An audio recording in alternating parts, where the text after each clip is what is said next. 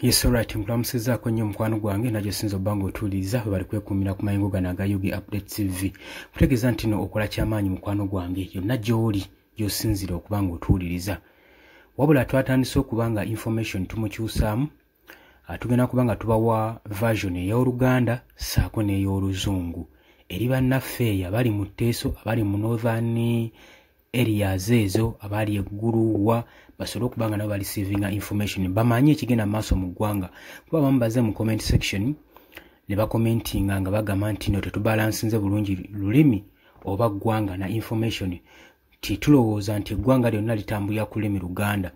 So tetujja banenya nnyo obutamanya Luganda n'obutayiga Luganda, wabula kitugenda obbakolera kwe kuba nabo nga balisivingayo ka information akatonotono mu mbeera ey'Oluzungu bwe banaasobola okuba nga bategeera oba oliawo. Jjukira nti nno bano tuyinza okuba abantu bangi betuggalira ebweru ku mugendo ogw'enkyukakyuka. So kyonna kyonna ekisaanidde okuba nga kikolebwa ng'olaba kiyinza oteekawo enkyukakyuka.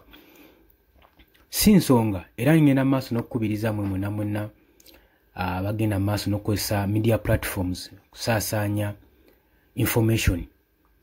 At least okazungu akatono k'olina kakozese okateeke mu information ewinaba ya ddakiika 2 ne bali abalala basobole okuba nga bakitegeera kye tuliko tubeere ku same pace. Si kirungi kubanga mmwe muli wala nnyo ate bannammwe mulina okukolagana nga mwabaleka mujja tuuka okuba nga mubeeyunzeeko nga mubeetaaga ng'ate bo bali mabega nnyo nga newe muli tebategeerawo kati ke kabi akayinza okuba nga kakivaamu. So mu mbeera yonna lw'oba osobodde mu ngeri yo teekayo information eyo etuuleyo. Kakati nti okuva oluvannyuma lwa UPDF bill amendment bill okuyisibwa tulabyeko olunaku olwaleero amawulire agasaturatinze ennyo ku social media.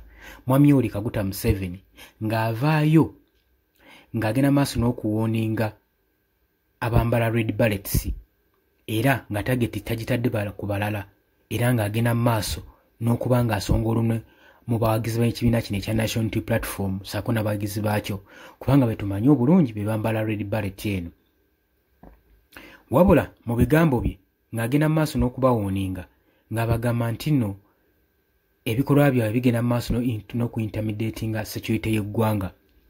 Captain Babu avuddeyo n'awolereza ba foot soldier n'agamba nti nno tewali kikyamu, tewali yadde n'akamu omuntu okukeera ku makya n'aganze nyambadde red ballet just olw'okuba nti ayagala kubeera smart. Agamba ye takirabamu buzibu. Agamba okumanya sikirabamu buzibu eri mu US mu America bino babitunda na maduuka era oli asobola okukwata ssente n'agenda n'akyegulira nga just ayagala abeere bezi smart. Ugandan Captain Francis Babu yavuddeyo ng'ateeka ku statinga eri ba civilian okuba nga bagenda tandika bateekako charges okwambala ballets. Agamba sikyabwenkanya.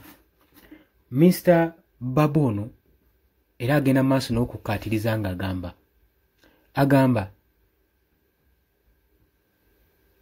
ye talina kikyamu kyalaba mu bantu kubanga bagenda maaso n'okwambala red ballets okuba nti baagala okuba nga batunula smart balookinga good. Era ng'ayongerako ng'agamba nti uniform zino ebika bya uniform bino bitundwa ne maduuka wogendako eri mu United States of America saako ne mu Europe obisanga mu maduuka nga babitaddemu era nga babitunda. Nze sikiramu buzibu mwana kuva eri n'agenda mu dduuka n'agula ekyambalo kye n'ateekako red ballet n'anyuma mu ngeri ey'enjawulo. Okusinziira ku Captain agamba alabanga gavumenti eri against akaguruupu k'abantu abagenda maaso n'okwambala ballets olw'ensonga endala ennyo. Naye ng'agamba kino si kye kyandibadde kibakose ennyo wabula olw'okuba balina ensonga zaabwe emabega y'ensonga lwaki olaba bagenda maaso n'okukyajinga abavubuka oba akabinja k'abavubuka akambala red ballets.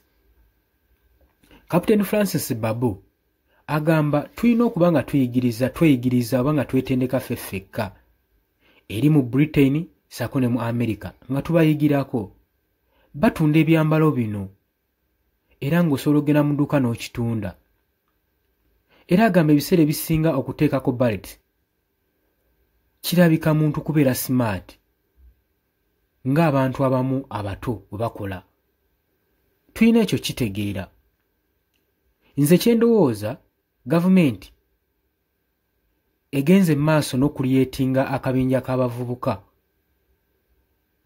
era ko keerowooza nti nno ketwalanga bataliyani era nga baagala okukapaatiikako emisango egy'enjawulo. Ye agamba nze we nali nkyafurayinga nga nkyalinnya ennyonyi nagula jaketi yange eya Air Force era agamba nange nga ŋŋenda ne nteekako eyange kubanga bannayuganda tebagikozesa.